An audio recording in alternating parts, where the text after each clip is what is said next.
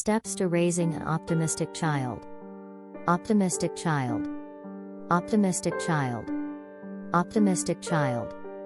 Optimistic child. Optimistic child. p.A.o Parenting Channel. I had just completed a session with 17-year-old Julie who suffered from severe depression.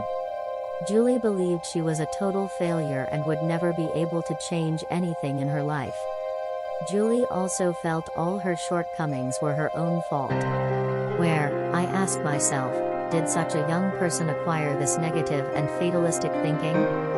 The answer soon became apparent when I invited her parents into the session.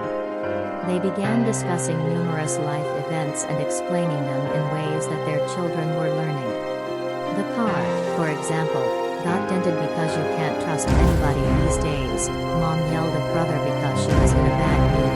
You can't get ahead in this world unless you know somebody, etc. As a parent, your own thinking style is always on display and your children are listening intently. The importance of optimism. Why should you want your child to be an optimist?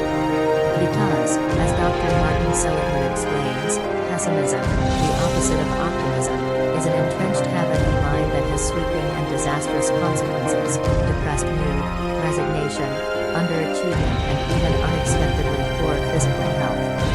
Children with optimistic thinking skills are better able to interpret failure, have a stronger sense of personal mastery, and are better able to bounce back when things go wrong in their lives.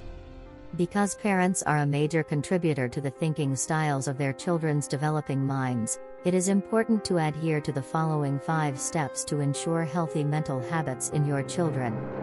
How parents can help. Step 1. Learn to think optimistically yourself. What children see and hear indirectly from you as you lead your life and interact with others influences them much more than what you try to teach them.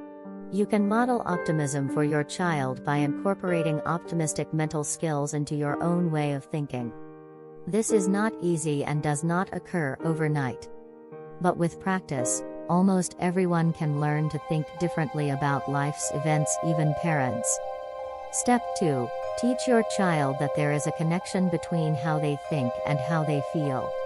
You can do this most easily by saying aloud how your own thoughts about adversity create negative feelings in you. For example, if you are driving your child to school and a driver cuts you off, verbalize the link between your thoughts and feelings by saying something like, "I wonder why I'm feeling so angry. I guess I was saying to myself, now I'm going to be late because the guy in front of me is going so darn slow. If he is going to drive like that, he shouldn't drive during rush hour. How rude." Step 3. Create a game called thought catcher. This helps your child learn to identify the thoughts that float across his or her mind at the times they feel worst. These thoughts, although barely noticeable, greatly affect the mood and behavior. For instance, if your child received a poor grade, ask, when you got your grade, what did you say to yourself? Step 4. Teach your child how to evaluate automatic thoughts. This means acknowledging that the things you say to yourself are not necessarily accurate. For instance, after receiving a poor grade, your child may be telling himself he is a failure, he is not as smart as other kids, he will never be able to succeed in school, etc. Many of these self-statements may not be accurate, but they are automatic in that situation. Step 5. Instruct your child on how to generate more accurate explanations, to themselves, when bad things happen, and use them to challenge your child's automatic but inaccurate thoughts. Part of this process involves looking for evidence to the contrary, good grades in the past, success in other life areas, etc. Another skill to teach your child to help him or her think optimistically is to de-catastrophize the situation. That is, help your child see that the bad event may not be as bad or will not have the adverse consequences imagined. Few things in life are as devastating as we fear, yet we blow them up in our minds.